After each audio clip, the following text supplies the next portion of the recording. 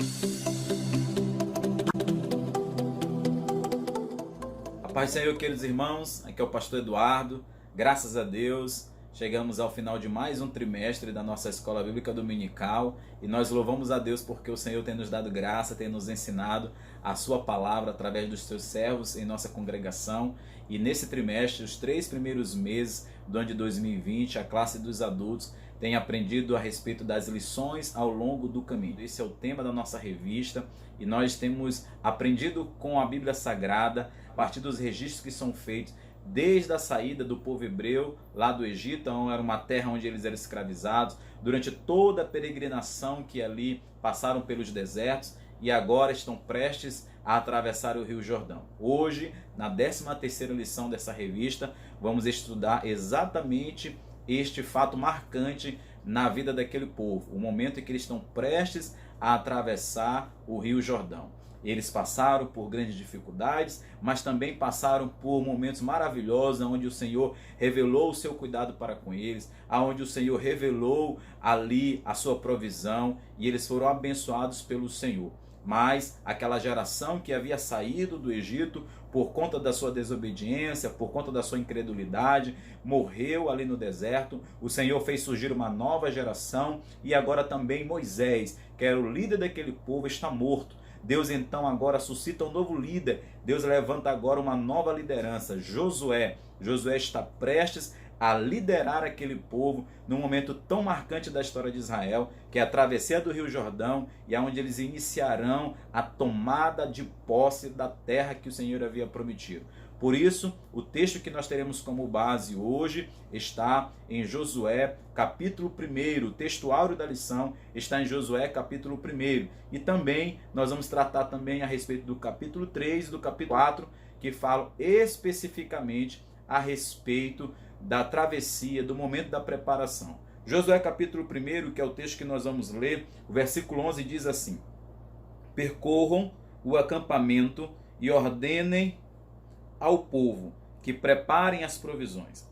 Daqui a 3 dias vocês atravessarão o Jordão neste ponto para entrar e tomar posse da terra que o Senhor, o seu Deus, lhes dá. Agora, irmãos queridos, Josué recebe o encorajamento da parte do Senhor de que ele agora tem as mesmas promessas sobre ele, das promessas que estavam sobre Moisés. Ele tem agora o mesmo cuidado que estava sobre Moisés. O Senhor agora está derramando encorajamento, derramando fé sobre a vida de Josué, para que ele possa liderar aquela multidão, para que eles possam tomar conta, posse da terra que o Senhor havia prometido. E então Josué, ao receber essa ordem, ele é obediente ao Senhor e dá ordem ao povo para que o povo se prepare, para que o povo esteja então santificado para tomar posse da terra. E nós, irmãos, nós olhamos para essas lições, nós nos deparamos também com lições para nós, para os nossos dias, e entendemos, irmãos, de que quando o Senhor nos liberta, quando o Senhor nos salva, o Senhor não nos salva apenas nos trazendo liberdade, o Senhor não nos salva apenas para que sejamos libertos da escravidão do Egito, mas também entendemos que isso é apenas o começo para que tomemos posse das promessas que o Senhor tem para nós. Deus nos fez sair da escravidão para que pudéssemos entrar na vida que nos prometeu. Louvado seja o nome do Senhor. Então, irmãos, nós aprendemos com aquele povo de que o Senhor também tem promessas para nós, que Ele já nos livrou lá do Egito, a terra da escravidão, já nos tirou lá daquele lugar onde éramos escravos, mas agora nós somos libertos e nós devemos continuar caminhando para conquistar as promessas de Deus, para conquistar tudo aquilo que o Senhor tem prometido para nós. Louvado seja o seu nome. E então, irmãos, quando Josué recebe essa ordem do Senhor e começa a se preparar, começa a preparar aquele povo, Josué, ele traz uma ordem para aquele povo. E a ordem de Josué era que o povo deveria santificar-se. A ordem de Josué era que o povo deveria purificar-se. Josué, ele diz então: olha, santificai-vos, porque amanhã o Senhor fará grandes coisas no meio de vós. A ordem de Josué era de que o povo então permanecesse santo. A ordem de Josué era de que o povo se preparasse para a manifestação da presença de Deus. É claro que você já conhece a respeito dos conceitos de santificação, do que é ser santo. E aí, irmãos, a gente lembra uma coisa, de que nós somos chamados para sermos santos. Nós somos chamados para sermos separados. A palavra santo, ela está diretamente ligada com o fato de nós sermos separados para o Senhor. E às vezes as pessoas entendem de uma forma muito equivocada, achando que uma vida de santidade é uma vida de nãos. Nós somos chamados para dizer não para tantas coisas. Mas a gente precisa entender o seguinte, irmãos, que o Senhor nos chama para a santificação, mas Ele está nos separando, não simplesmente nos tirando de um lugar, mas nos tirando de um lugar e levando para o outro. Nós somos separados para Deus. Ao mesmo momento, no mesmo instante em que nós dizemos não para o pecado, nós dizemos sim para Deus. No mesmo instante onde nós devemos dizer não para as práticas pecaminosas, nós devemos dizer sim para aquilo que é louvável, para aquilo que engrandece, para aquilo que adora ao nome do nosso Deus. Por isso, irmãos queridos, a ordem de Josué era essa: santificai-vos. Santificai-vos. A santificação não é vital, queridos, somente para a salvação, mas também é o caminho para as maravilhas divinas. Nós somos chamados para sermos santos, para termos uma vida separada. Eu observo aquilo que diz em Êxodo capítulo 3, aonde Moisés estava ali pastoreando as cabras de Jetro, pastoreando ali aquelas ovelhas, e de repente ele ouve uma voz que vinha de uma sarça que ardia, mas não se consumia, e então ali ele ouve aquela voz dizendo que ele deveria tirar as sandálias dos seus pés, porque aquele lugar era santo. Moisés deve ter se perguntado: por que esse lugar é santo? Ontem eu passei aqui, semana passada eu passei aqui, por que agora eu devo tirar as sandálias? Aquele lugar era santo porque havia sido separado pelo Senhor, porque o Senhor estava ali. E onde o Senhor está, onde o Senhor habita, deve haver santidade, deve haver separação. E então, porque o Senhor estava ali, Moisés deveria então ter as suas sandálias retiradas dos seus pés, porque aquele lugar era santo, era separado. Assim somos nós, somos a habitação do Espírito Santo de Deus. O Senhor nos separou, nos chamou para termos uma vida limpa, nos chamou para termos uma vida santificada, e é isso que nós devemos fazer. E a ordem de Josué para o povo é: santificai-vos, sejam santos, porque o Senhor fará grandes coisas. Se fosse em outro momento, em uma grande batalha, ali como naquela época, e hoje também nós vemos, fossem soldados sendo chamados para uma guerra, talvez a ordem do general seria: preparem suas armas. Mas agora, como a obra que tem que ser feita é uma obra também espiritual, a ordem de Josué é: sejam santos, separai-vos, purificai-vos, porque quando o Senhor quer agir, o Senhor precisa agir no nosso meio, a primeira coisa que a igreja de Cristo, o povo de Deus, deve fazer é se santificar, é separar-se para o Senhor, separar-se para viver em santidade. E aí a gente chega no segundo ponto, onde diz como santificar-se. A gente sabe que deve ser santo, a gente sabe que deve estar separado, mas aí como nos santificarmos? Como nós devemos ser santos? Quando ali o povo era chamado para santificar-se, existia ali uma ordem de purificação. E para aquele povo, o povo daquela época era diferente de nós, que hoje temos acesso à água para tomar banho. Nós tomamos banho todos os dias, nós nos limpamos com muita frequência, porém lavar-se para aquele povo oriental, naquele período, não era tão comum assim.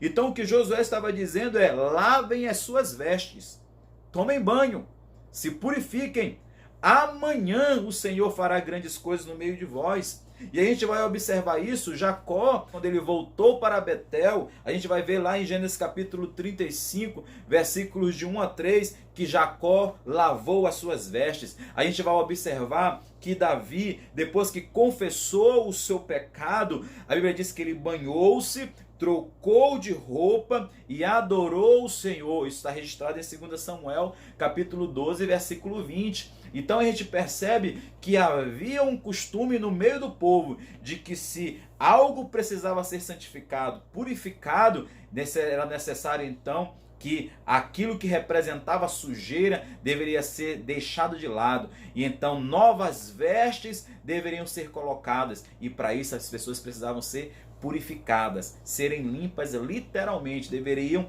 tomar banho, deveriam se purificar. E aí a gente vai observar, irmãos, que hoje, para nós nos santificarmos, para nós nos purificarmos, nós estamos agora falando num sentido não físico de purificação apenas, mas também num sentido espiritual. E existem algumas formas que nós devemos nos santificar. Existem algumas maneiras pelas quais nós devemos nos santificar. E a primeira que nós entendemos é que a santificação ela vem pela palavra de Deus. E aí a gente vai lembrar de como Jesus orou lá na oração que conhecemos como a oração sacerdotal, onde ele diz: santifica-os na verdade, a tua palavra é a verdade. Se há uma maneira de nós buscarmos a santificação, é através da palavra de Deus. Nós devemos mergulhar na palavra de Deus, nós devemos conhecer a palavra de Deus, para que a nossa mente seja renovada, para que nós conheçamos mais o Senhor, e conhecendo o nosso Senhor, conhecendo o nosso Pai,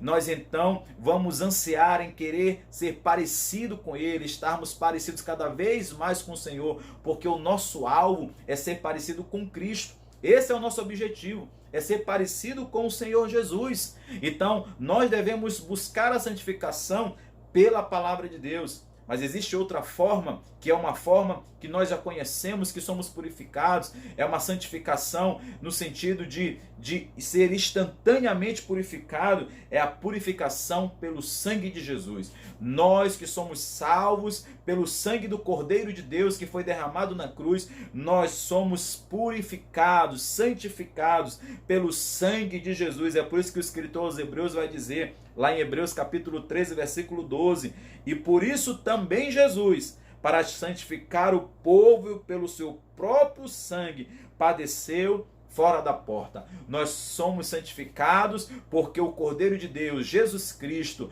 derramou seu sangue puro carmesim para que fôssemos limpos, para que fôssemos santificados em sua presença. Hoje nós somos santos. Santos não por causa das nossas obras, santos não por causa dos nossos méritos, mas santos por causa daquele que morreu na cruz, daquele que não tinha nenhum pecado, que permaneceu com uma vida santa, intacta, impecável, e então assim ele nos purificou, ele nos santificou. Louvado seja o nome do Senhor Jesus.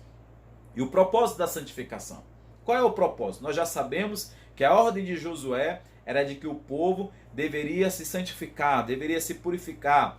A purificação, a santificação, ela tinha ali um propósito. E qual é esse propósito da santificação? Tanto para aquele povo, quanto para as nossas vidas. O propósito da santificação para aquele povo é de que eles precisavam estar preparados, prontos para que o Senhor agisse no meio deles, para que o Senhor operasse, para que o Senhor fizesse uma grande obra no meio da vida deles. E aí, irmãos, a gente vai aprender com isso uma lição importantíssima. Se nós queremos que Deus trabalhe, habite em nosso meio, que opere em nosso meio, nós, o seu povo, devemos ter uma vida santa.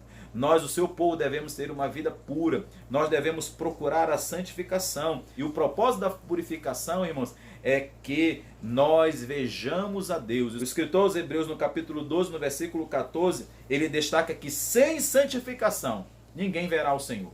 Observa que a Bíblia não está dizendo que sem riqueza ninguém verá o Senhor. A Bíblia não está dizendo que sem cargos, dons, ninguém verá o Senhor. O que a Bíblia está dizendo é que sem santificação ninguém verá o Senhor. Então é algo que nós devemos buscar. Nós devemos buscar esta santificação para que nós possamos ver a Deus. Todos nós teremos um encontro com o Senhor. Toda criatura, o escritor aos Hebreus vai dizer que após a morte segue-se o juízo. Toda criatura se encontrará com o seu Criador. E a Bíblia está dizendo que sem santificação ninguém verá o Senhor. A santificação, queridos irmãos, ela tem como finalidade mostrar e suprir a necessidade do filho a ser como seu pai é. O filho que admira o pai, ele quer ser parecido com o pai. Assim nós, que somos filhos de Deus agora, adotados pelo Senhor, nós queremos ser parecidos com o nosso Deus. E a Bíblia diz que Deus é santo. E assim como Ele é santo, nós também devemos ser santos. O povo de Deus é um povo santo, chamado para a santidade, porque a santidade ela é tanto posicional quanto progressiva.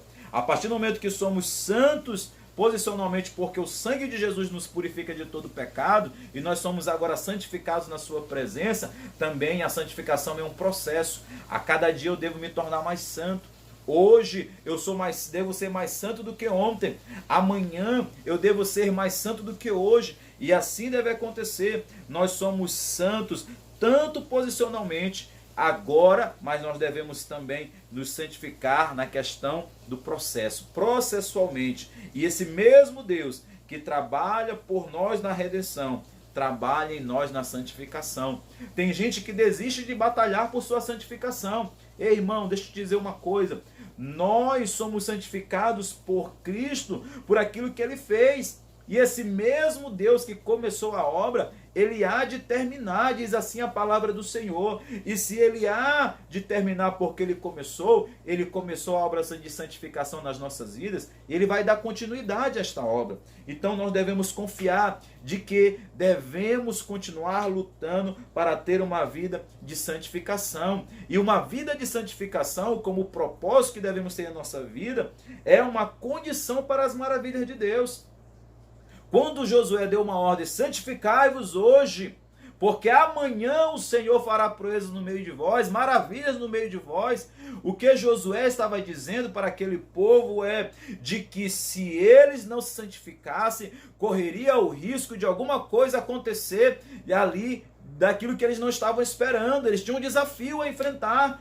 Então, irmãos, nós precisamos entender que há promessas de Deus que são incondicionais, que elas vão acontecer independente da nossa posição.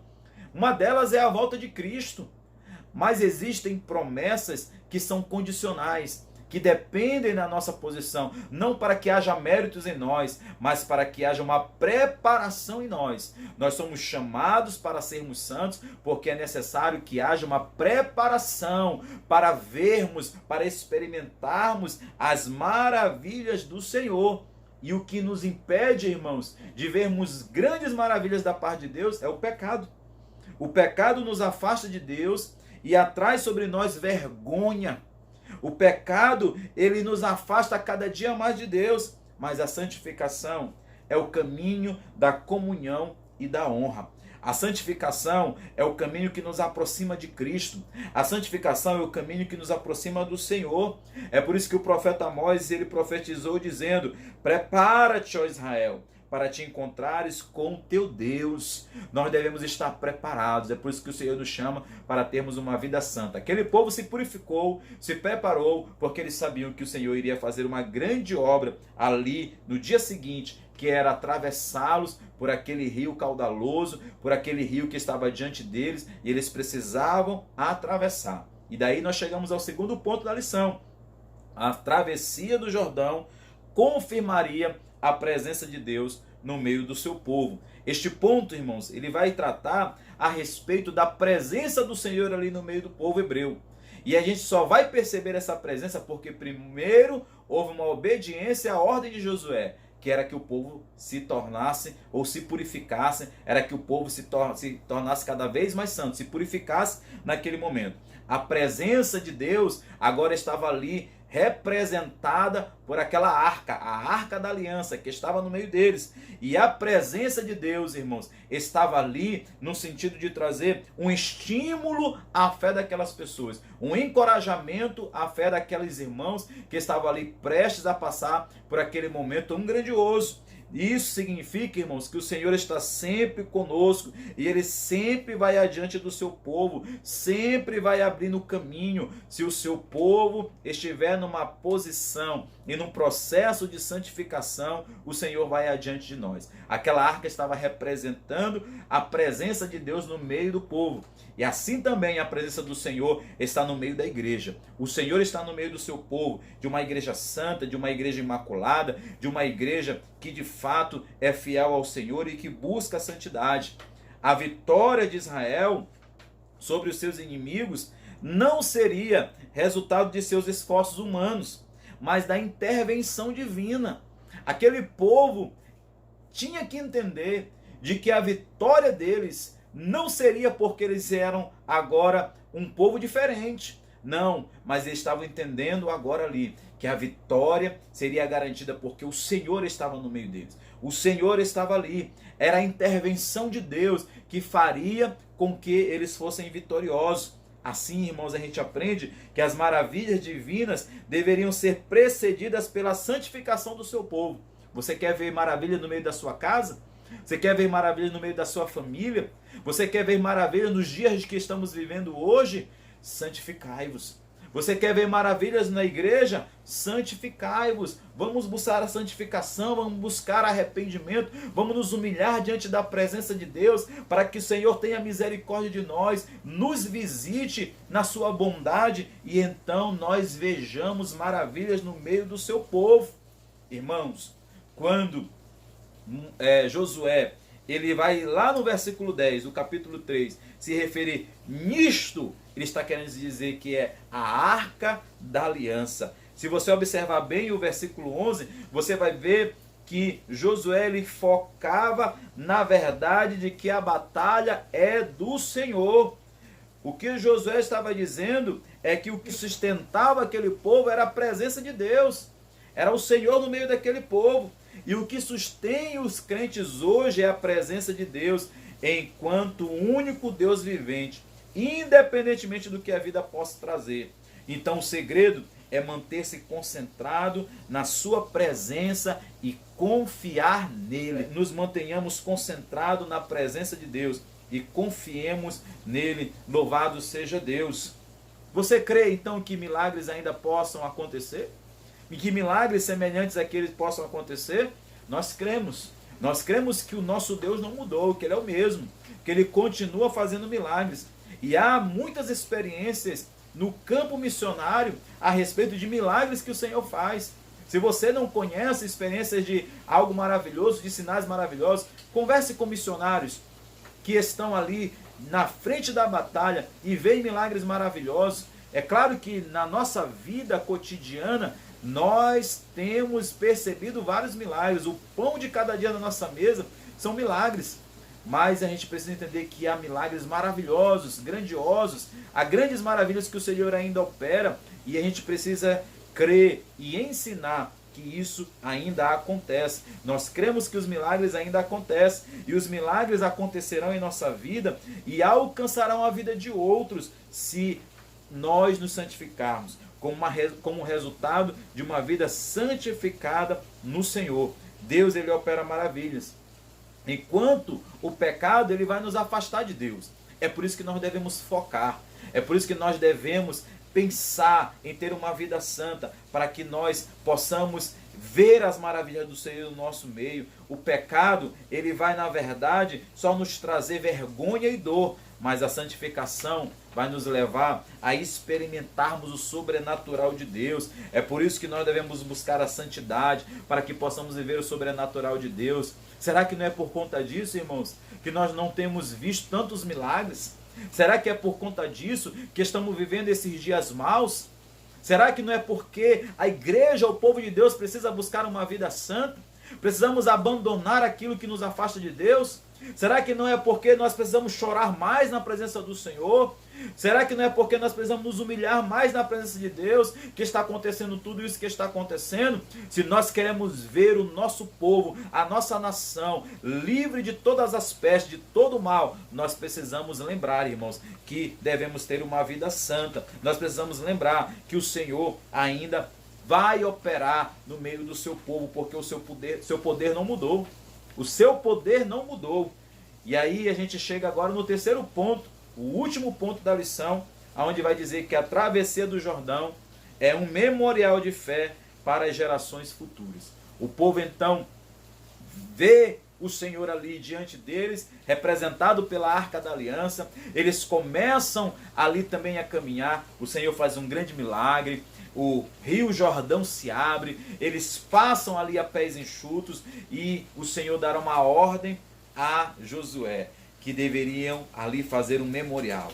E aí a gente vai perceber a importância de um memorial. É Deus quem dá ordem para a preparação desse memorial. Você vai observar isso lá em Josué no capítulo 4, especificamente no versículo 3. Sabe por quê, irmãos? Porque as obras miraculosas de Deus devem ser guardadas em lembrança eterna. O Senhor conheceu o coração daquelas pessoas. O Senhor conhece os nossos corações. Irmãos, nós lembramos com muita facilidade das dificuldades, mas a gente se esquece muitas vezes daquilo que o Senhor já fez. E a gente precisa levantar memoriais na nossa vida, para nos lembrarmos daquilo que o Senhor já fez nas nossas vidas. Talvez você hoje esteja numa situação difícil, pensando, o que é que eu fiz para estar vivendo isso? O que está errado na minha vida? Mas lembre-se de uma coisa, o Senhor já fez grandes coisas na sua vida. Lembre-se daquilo que o Senhor já operou. Deus sabia que aquele povo tinha uma disposição de esquecer-se, conhecia o espírito deles, como eles eram inclinados para esquecer as obras do Senhor. E então o Senhor ordena um meio de guardar na memória esse milagre, não somente para ele, mas para todas as gerações. E o Senhor então ordena que sejam ali erguidos 2 memoriais. Foram erguidos 2 memoriais.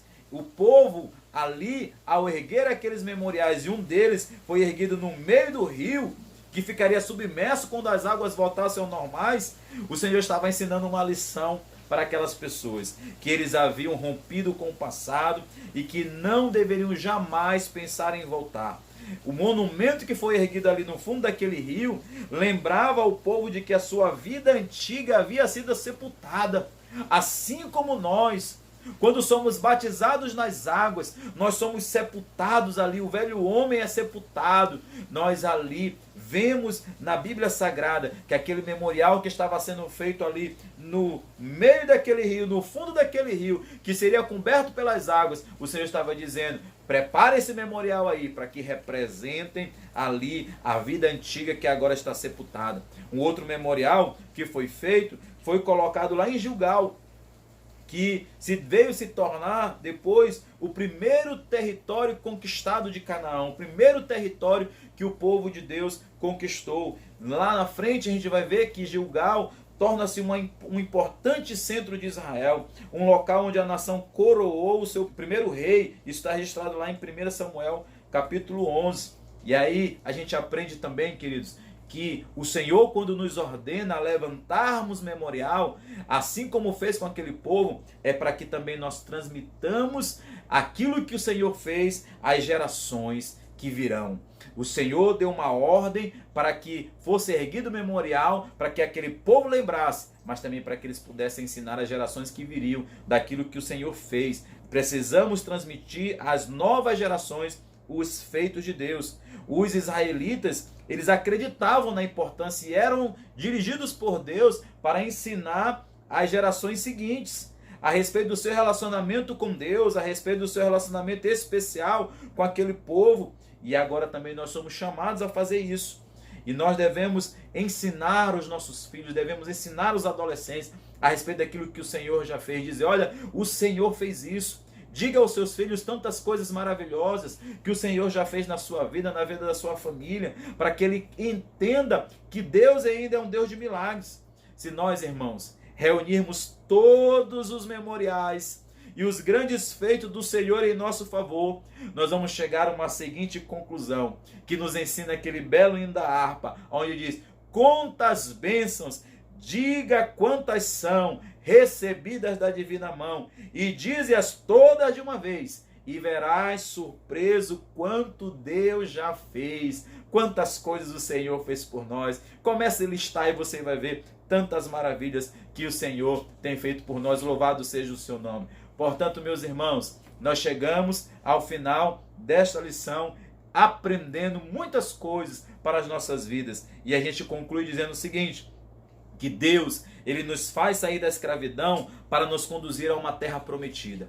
Nós somos libertos do pecado e o Senhor está nos conduzindo para uma terra que Ele prometeu a nós. O Senhor Jesus, Ele disse que Ele iria preparar morada. Então nós estamos caminhando para esta terra prometida. Ele nos faz entrar nesta terra para que nós possamos vencer e nos apropriar da herança que o Senhor Jesus tem para nós. Se você deseja, querido, se apropriar da herança espiritual em Cristo, creia na palavra da fé e molhe os seus pés.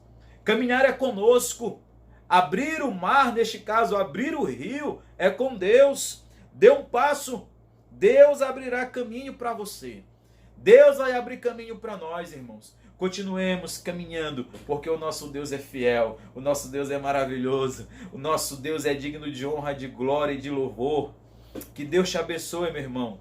Que Deus te dê graça. Que esses ensinamentos, de fato, falem ao nosso coração. E que nós possamos ter uma vida santificada, uma vida na presença de Deus. Deus abençoe a cada um de nós. Amém.